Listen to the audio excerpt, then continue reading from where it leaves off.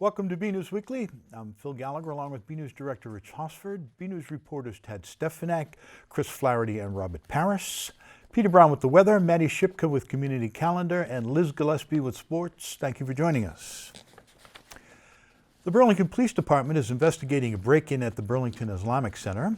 Lieutenant Detective Michael McDade said that on Sunday, September 15th, the suspect entered the front door of the center. The door had been left improperly secured after normal activity, and the suspect was able to get inside. Once inside, the suspect broke into 2 donation collection boxes and took an as-of-yet unknown amount of money. Lieutenant McDade said the suspect also attempted to break into other boxes without success. Police are reviewing surveillance video and reaching out to potential witnesses. This is an active investigation, and we will update the story if police provide a description, video, or still images in an attempt to get assistance from the public. In a surprise move, a longtime member of the Burlington Planning Board resigned suddenly on Thursday in the midst of a lawsuit with a car dealership owner and what he said was a lack of support from the Board of Selectmen and the town administration. Jack Kelly announced his resignation at the end of the Planning Board meeting on Thursday night. In total, he had spent 17 years on the board, with the most recent stretch starting in 2012. He was also a town meeting member for many years, and in total had a combined length of service of 40 years as an elected official in the town. The lawsuit in question was filed by a car dealership owner, Herb Chambers, and is in regards to the project on Cambridge Street that includes breaking the joint Porsche Audi dealership into 2 separate buildings that was approved by town meeting in 2018. Chambers is alleging the planning board misinterpreted the language of the 2018 bylaw when it approved the application on the condition that no other brand of used cars be sold at those locations. Chambers is arguing the bylaw language was meant for new vehicles and was included to assure town meeting and the planning board that they wouldn't add a 3rd dealership to the location. Not allowing the reselling of used vehicles obtained by trade-in, he argues, is overly restrictive and an erroneous interpretation of the language. He said it is standard practice at dealerships to resell vehicles that are traded in as long as they meet the standard of that dealership. In his statement of resignation, Kelly said this dealership is historically a distinct case and should be treated differently than other dealerships because of promises made by the owners in the past. Specifically, he pointed to a 2004 deal with the owner where the board approved the dealership on the promise the dealership would only sell luxury vehicles to limit traffic. Kelly went on to say that concerns over traffic and safety were what led the current planning board members to put on the conditions it did when approving the special permit for the current project. This information, he said, was not part of the public dialogue because planning board members had been unable to comment during the ongoing litigation. Kelly also complained about the Board of Selectmen and the administration for not approving more legal funds to continue fighting the lawsuits. He said he felt the planning board was undercut by the move and not given the chance to fully defend itself in court.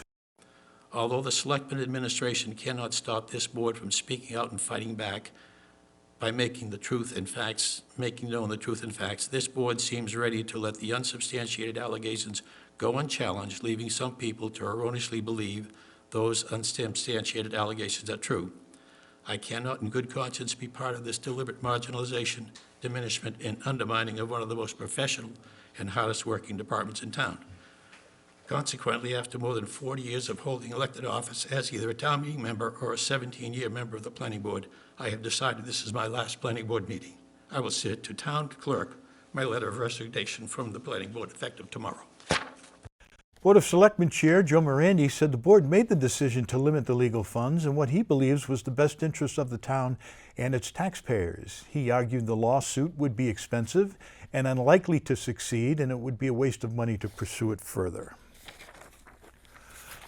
Local residents Doug Place and Donna Gurzella are planning an Ataxia Walk and Roll for a Cure event on Saturday, October 12, to raise awareness about the neurological disease and support those who suffer from it. BNEWS Director Rich Hosford met up with them to learn more about the rare disease and the event. Let's have a look. On Saturday, October 12th, the Burlington Town Common will be home to a scene much like this one. Or at least that is the hope of the organizers behind the upcoming Walk and Roll to Cure Ataxia event that morning. I went down to the Common to meet with Doug Place and Donna Grisella, two people who suffer from the rare neurological disease, to learn more about the walk and roll, why it's important for people to attend the event, and, to start, what exactly is ataxia, a disease that affects roughly 1 in 50,000 people and is mostly unknown by others. Ataxia is a neurological disease that affects a portion of the brain that controls your muscle movements, so you don't walk or talk very well, and it's a progressive disease. So it moves slowly, but the rate of progression varies from one person to another.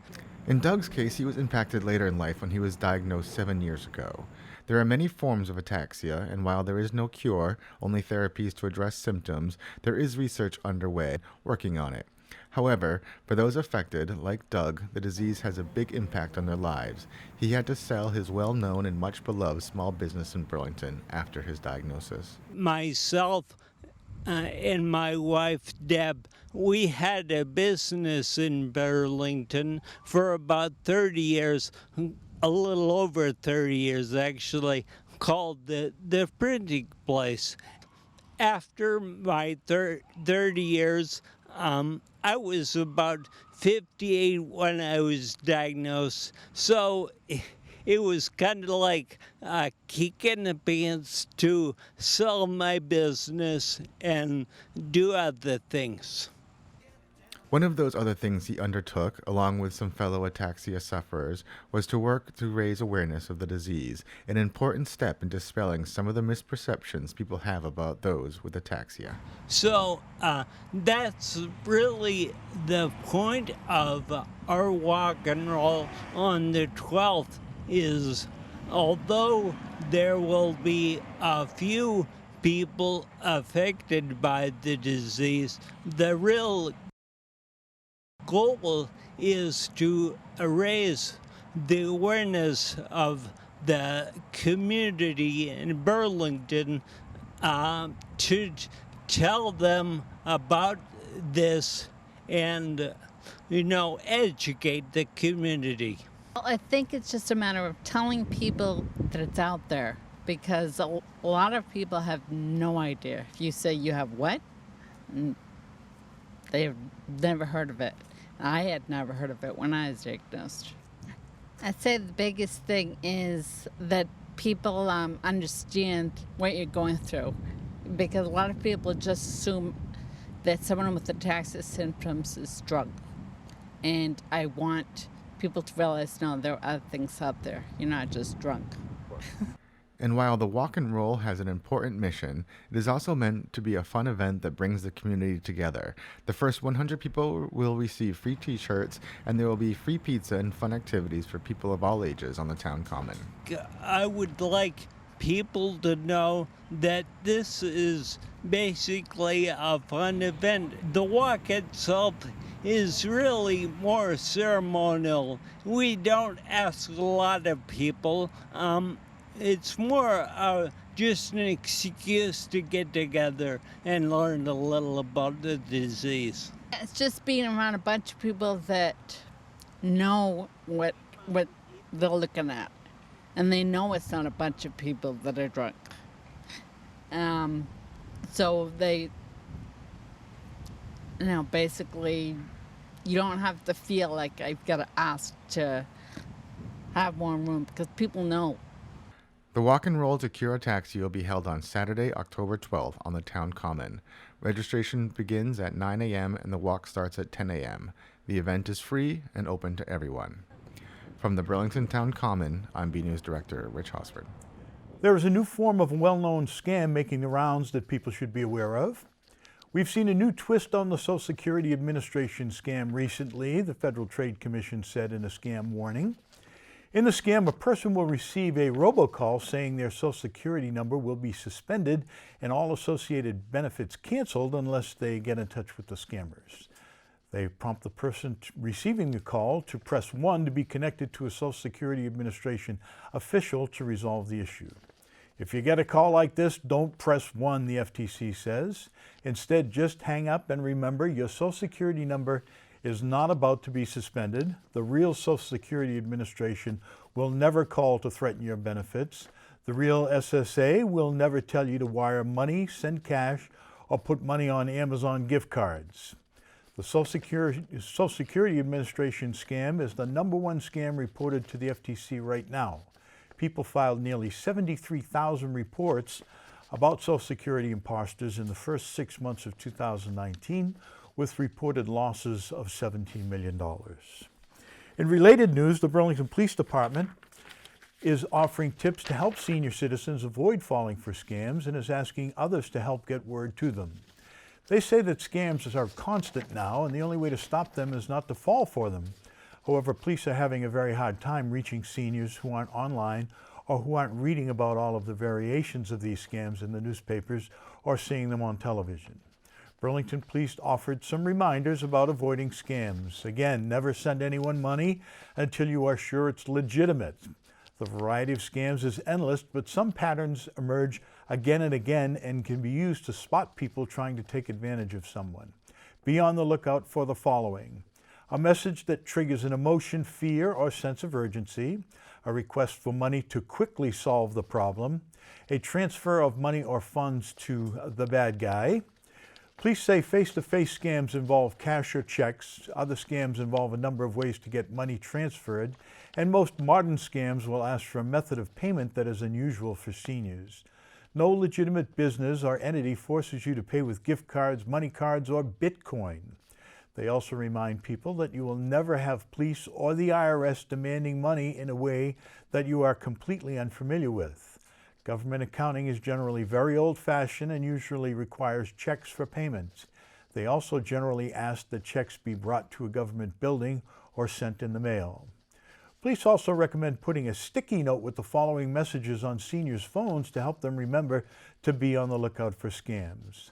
Call BPD before you send MONEY, 781-272-1212. Do you love cookies and ice cream? Then Cookie Monstah might be the place for you. The bake shop opened its Burlington location at the start of this summer. They're best known for their special take on classic ice cream sandwich treat. For more on Cookie Monstah, BNews reporter Chris Flaherty has this look. C is for cookie, and that's great news for Burlington. Cookie Monstah, a bake shop specializing in what else but cookies, recently opened its doors in the plaza across from the district. Cookie Monstah started as a food truck company 2011 with just one food truck selling cookies, and it's kind of manifested itself now into 6 food trucks, 2 brick and mortar locations, and a full functioning bakery. The shop offers ice cream and a wide variety of cookies, from chocolate chunk to cake batter and salted caramel. However, they're best known for their unique take on the classic ice cream sandwich, where customers can pack a hefty scoop of ice cream between any 2 cookies of their choosing. Cookie Monstah has settled in nicely to its new home in Burlington and is a welcome new addition to the community. The spot is absolutely amazing. The town was really looking forward to having us here. We felt welcome here since day one. We're in a plaza with all these other great businesses, and for us, we do so much catering events that this location, as far as the trucks are concerned, get us past 93 with the traffic, allows us a little bit more business south. We started with a staff of mostly Burlington High kids, which I can't say enough about. They're all amazing kids. They adapted to, what we do, being not from Burlington, we're from Danvers originally, but yeah, the kids have been awesome the first 3 weeks of summer. We opened at the right time. We're looking forward to being here for a long time. Until next time, this is Chris Flaherty for BNEWS Weekly. The Nordblum Company is set to propose a planned development district zoning amendment for Northwest Park at the upcoming town meeting Monday night. Nordblum Senior Vice President of Development and Director of Mixed-Use Projects, Todd Fremont Smith, was recently before the Board of Selectmen, represented by attorney Bob Buckley of the firm Reamer and Bronstein. The proposal for town meeting to consider is for 2 more housing buildings in Northwest Park. Nordblom consulted with Council on Aging Director Marge McDonald on a senior housing aspect and is looking at creating a component to the project for Burlington's over 60 empty nester population. Attorney Buckley spoke about the growing baby boomer population looking to downsize and said he thinks it's wrong that if someone decides to sell their house and can't afford to stay in their own community. The plan calls for senior housing in a private long-term partnership with the town in which 60-plus residents can get an affordable rate. Fremont Smith noted that originally they were proposing 10% discounted housing for seniors in the project, but were talked up to 14% by the planning board. Apparently these are not for sale, but are rentals. He added the discounted senior units would average about $1,400 a month for those who qualify. After looking at the plan, Selectman Jim Tigas asked about the exact location of the proposed buildings. He was told that it was yet to be determined, but it may necessitate the demolition of existing older office buildings. Selectman Mike Runyon pointed out that this is a zoning article situation, that the Board of Selectmen generally does not involve itself in zoning issues. The board had decided to hold off on a vote until their September 23rd meeting prior to town meeting that night. Across the globe, young people have always been at the forefront of social change, with student activism is at the heart. Students at Burlington High School are joining the fray in the fight for human rights with Amnesty International. BNEWS reporter Tad Stefanak went to check it out and has this report. Amnesty International is a global movement of more than 7 million people in over 150 countries and territories who campaign to end abuses of human rights. And Burlington High School students are taking up the cause. Amnesty International has been a club here at BHS for a really long time. And recently it sort of deraveled and it went away basically. And I tried to find like a leadership team, friends that were like, you know, interested in like what the club was trying to spread and stuff. So I got a leadership team and now we're working on bringing it back. It's a great organization. It's very inspiring, very humbling to be part of it, and we really advocate for those who can't. Advocate for people in all over the world, like in third world countries, even people in the United States that are suffering from, you know, various laws or like just other like chaos that's like happening around the world that are being directly affected by it, even though we're not. A lot of people, they have that advocating side in them. Some ideas I've had to get more members and like just to attract members to this club is, well, first of all, advocating for it and putting posters, flyers, putting it in the morning announcements, stuff like that. I created social media accounts because I wanted to show people like the progress and the work we do throughout the year. But I also want to make it more well-known because social media is a huge platform you can use to connect with many different people and to make your ideas and just make everything more like known and to get your ideas out there. I also want to introduce like other volunteer opportunities like at the food pantry, just like things that can also help our community, show people like what we do and to really show like what we're about. You know what I mean? Yeah. From Burlington High School, I'm BNews reporter Tad Stefanak. Check your cupboards to see if you have a popular brand of flour that has been recalled due to possible contamination. General Mills announced this week a voluntary national recall of 5-pound bags of its gold medal unbleached all-purpose flour with better if used by date of September 6, 2020. The recall is being issued for the potential presence of E. coli O26, which was discovered during sampling of the 5-pound bag product. The FDA says the recall is being issued out of an abundance of care, as General Mills has not received any direct consumer reports of confirmed illnesses related to the product. This recall only affects this one date code of the flour's 5-pound bags. All other types of gold medal flour are not affected by this recall. General Mills estimates the recall covers about 600,000 pounds of flour.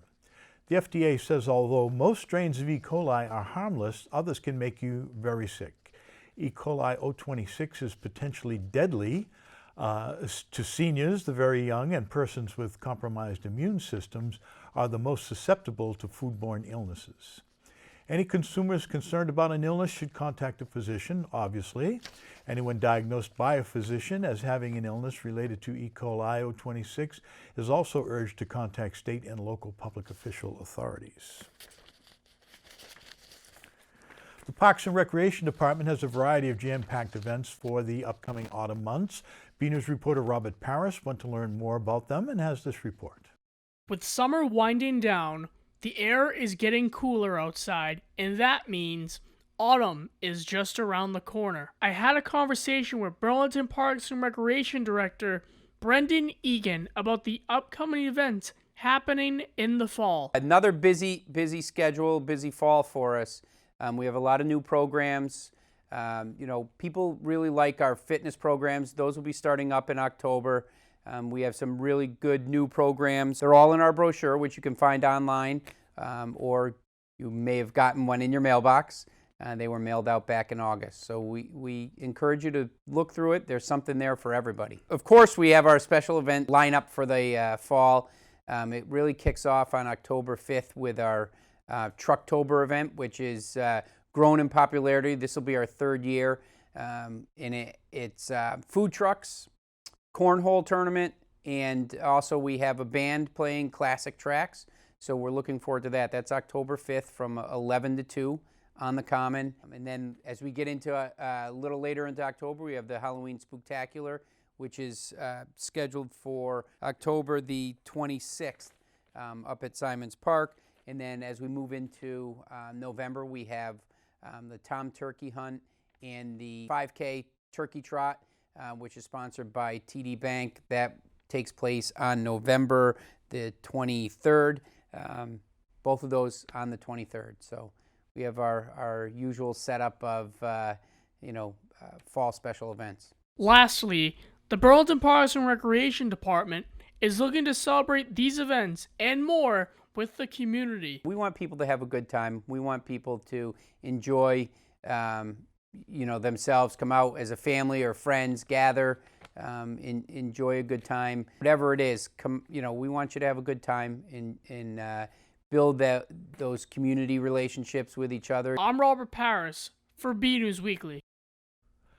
Speaking of fall, we go now to BNews weatherman Peter Brown to see if the fall weather is going to arrive this week. We'll also check out the community calendar with Maddie Shipka to see what's happening in Burlington.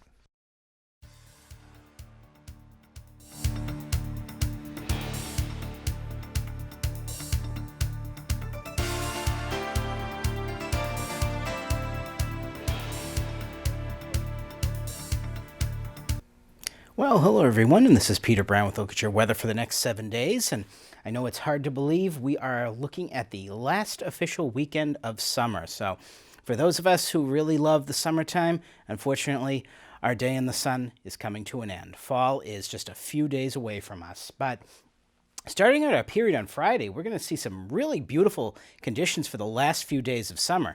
Temperatures well above average, highs topping out in the mid and upper 70s in the Burlington area. So some really beautiful conditions. If you need to get out there coming up this weekend, this is going to be an absolute pick of the summer, I think, and for the last weekend of the summer, in fact.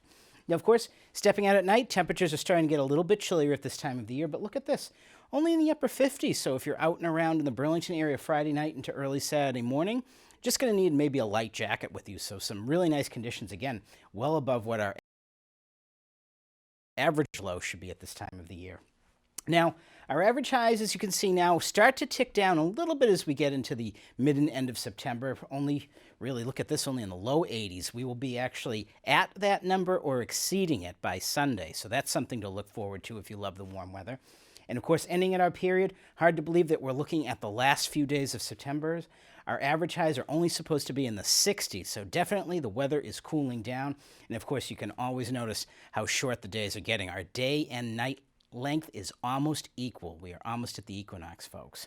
So as we go ahead, let's take a look at what we're expecting for the next 7 to 10 days in terms of rain and temperatures coming up. And we're going to see, again, some really beautiful weather, though, coming up for the next 7 to 10 days. And look at this map here. Looks like the Climate Prediction Center is expecting every part of the United States to be either at or above average for temperatures going into the next week. So if you like the warm weather here, in our area, in the Burlington area, it looks like we have a really good chance of being above average. And if you're heading down south, that's where the real warm weather still is at this time of the year, and probably where a few of you are probably thinking of going in the next couple of months or so as we head on towards the fall. Now, as we go ahead, let's take a look at what we're expecting in terms of our precipitation coming up for the next 7 to 10 days. And up here in the Burlington area, looks like we're just going to see probably average precipitation. We might see that tick up a little bit as we get towards the very tail end of the period. There is a chance that we may see a significant storm coming into our area that might be changing our weather pattern drastically. But we'll keep an eye on that. Doesn't look like it's too certain right now, so nothing to worry about. Now, as we go ahead, let's take a look at some of that weather coming up again for the next 7 days. And starting out again, Friday, Saturday, and Sunday, absolutely beautiful conditions here in Burlington. Again, on Friday, starting out with our temperatures in the mid and upper 70s. And I would say figure tacking on probably 5 or 6 degrees to each of these highs on Saturday and Sunday. In fact, on Sunday, we were a little bit held back on the temperatures here, but I would not be surprised to see temperatures maybe nudging up into the upper 80s on Sunday. So a real warm day for the last full day of summer. Now, as we get into Monday and we're getting into the rest of the week, again, we see the chance of maybe some spotty showers entering the picture each day. Nothing in terms of steady rain, but as fall starts on Monday, look at this, temperatures again up near 80, so really pleasant, that's for sure, starting out fall. As we head towards the end of the period, we're going to again see those chances of rain go up each day and temperatures cooling off back down to where they should be at this time of the year, back around the lower 70s to around 70, but staying fairly mild at night, so summer is still in the air. So everyone, get out there, enjoy the weather, and have a great week.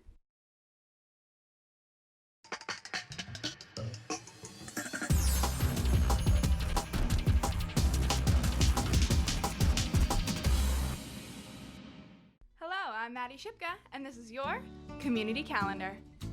Enjoy some dinner and some music. On Friday, September 27th from 6:30 to 10:30 p.m., Tuscan Kitchen in Burlington will be hosting an event featuring New York City's Shake, Rattle, and Roll dueling pianos. Everyone is welcome and tickets are $75 per person. For more information about the event, call Tuscan Kitchen at 781-365-2800. Hop on a cruise and a train with your family. On Saturday, September 28th, the Burlington Parks and Recreation Department will be having a day trip on the Essex Steam Train and Connecticut River Cruise. Everyone is welcome and pre-registration is required. Tickets are $110 per person. To register, call the Parks and Recreation Department at 781-270-1695. It's that time of the year again where we see a familiar orange object on our doorsteps. On Saturday, September 28th from 4 to 6 p.m., the Burlington Pumpkin Patch is looking for volunteers to help them unload the delivery of pumpkins. Everyone is welcome. For more information, visit peoplehelpingpeopleinc.org. I'm Maddie Shipka, and this has been your Community Calendar. The Burlington High School teams are battling hard again this fall season. We go now to BNEWS sports reporter Liz Gillespie for all the latest Red Devil action in this week's sports report. Hey everyone, I'm Liz Gillespie with your weekly sports report. The fall season has hit high gear at Burlington High School. The girls' varsity swim team had a meet on Wednesday afternoon against the Belmont Marauders at Shawshene Valley Technical High School. They lost in that with a final score of 96-72. Although a loss, there were some individual wins by the Lady Devils. Radina Kalichev finished in second place during the 200-yard free relay race at 2 minutes and 27 seconds. Chloe Poles finished in first place during the 50-yard freestyle at 28:22 seconds. Poles also came in first place for the 100-yard freestyle at 1 minute and 2 seconds. Judy Desmond came in first place for the 100-yard butterfly at 1 minute and 11 seconds. Other wins were made by Brooke Hovas, Caroline Sharada, and Reese McLean. We had a chance to speak with the captains of the BHS girls varsity swim team, who organized a swim camp over the summer to support and fundraise for the late Somerville swim coach, Richard Cheney.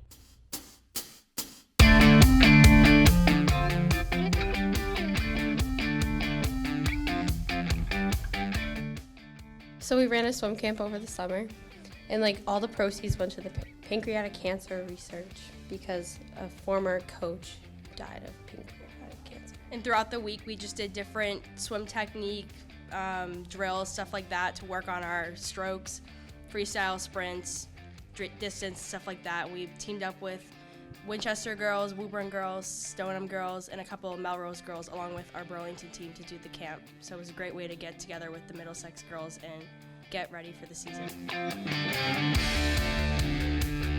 Rich was a coach for Somerville High School for years and years, and he ran the Kennedy pool. He also, sometimes it was out of the Medford High pool before it got condemned, and now it's nice again.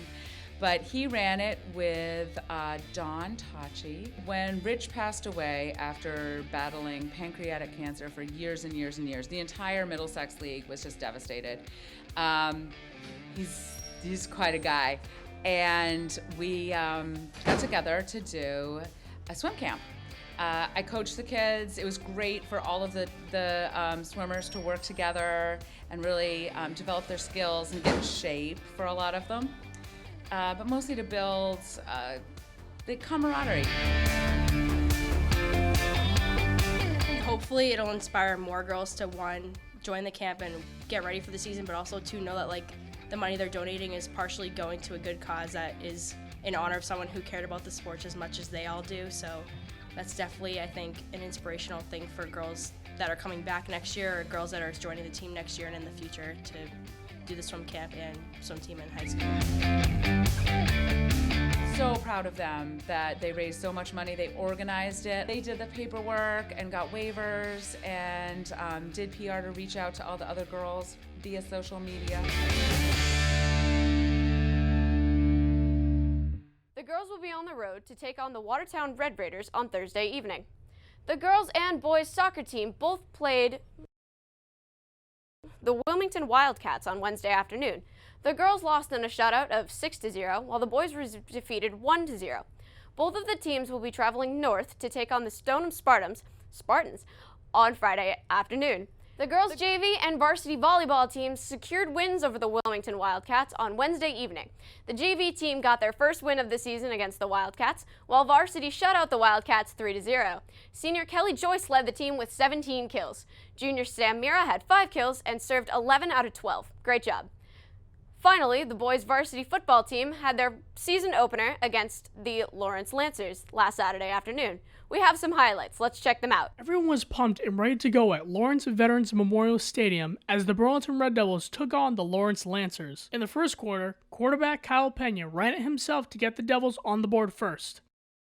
Lawrence quickly answered back as they ran it with running back Dewey Baez for a Lancer touchdown. Once again, Kyle Pena took it himself into the end zone for a Burlington touchdown, 14-6. Now in the second quarter, quarterback Jacob Tamayo rolled to his right to find wide receiver Isaiah Richards in the end zone for Lawrence. The Lancers went for 2 points to tie up the game, 14-all. The Red Devils wasted no time finding the end zone as Kyle Pena found Jake McCauley for a Burlington touchdown. Burlington attempted the 2-point conversion following the touchdown, 22-14. Jacob Tamayo found wide receiver Manny Lara down the field for another Lancer touchdown.